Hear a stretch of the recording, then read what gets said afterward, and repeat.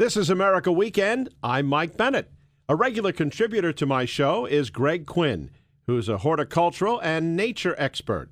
He's responsible for helping to bring black currants back to the U.S. market, and he grows black currants on the Currant farm in the Hudson Valley, New York.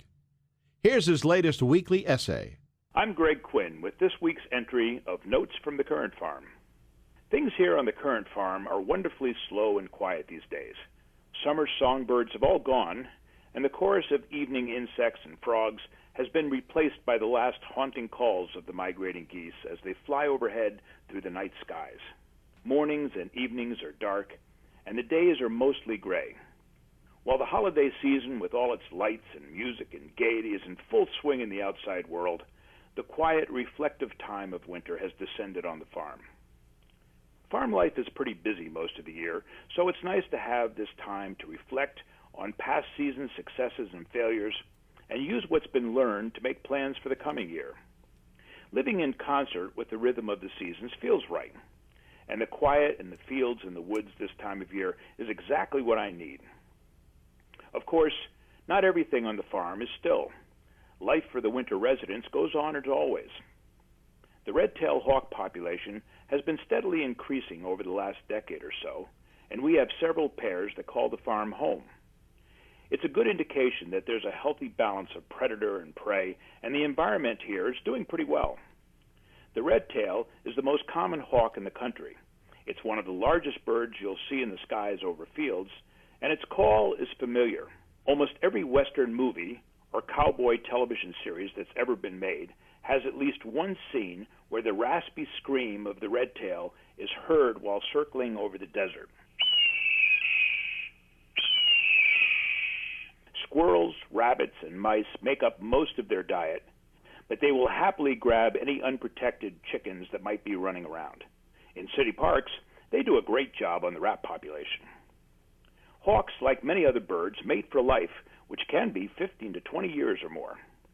The male is called a tierce, the female is called a hen, and the chicks are referred to as iasis.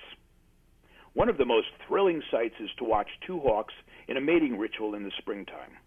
They fly to great heights, circling each other in mile-wide loops, and then, all of a sudden, the male launches into a steep dive with wings folded flat against his body. When he reaches maximum speed, he unfolds his wings and swoops almost straight back up. He repeats this aerial stunt several times, and then, when he's impressed as intended enough, he flies over the female and gently brushes his talons against her back in mid-flight.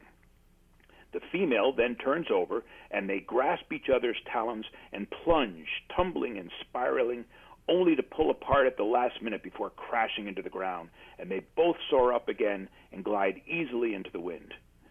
Now that's courting. Next comes nest building.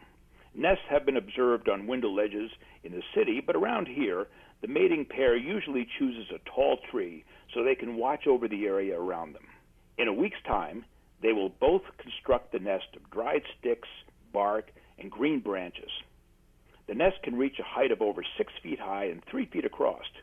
The female will then lay 5 eggs, and both partners take turns incubating them.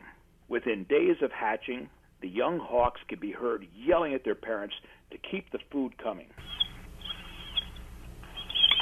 The survival rate of the young is quite high due to the abundance of the prey in the area, which is why the population is so healthy.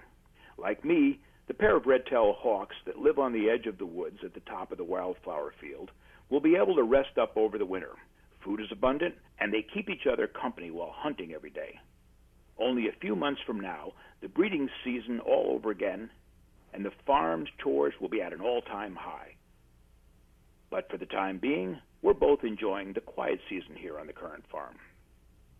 To hear a rebroadcast of this and other previous notes from the Currant farm, go to Currants.com.